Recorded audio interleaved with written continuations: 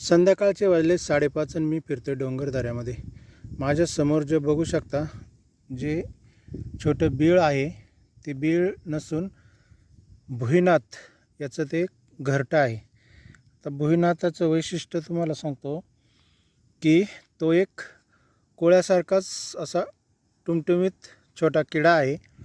पण पूर्वीच्या काळी त्याचा उपयोग हा तेलात तळून ज्यांना बहिरेपणा होता त्यांच्या कानात घातल्या जात आणि बहिरेपणा जात. धन्यवाद.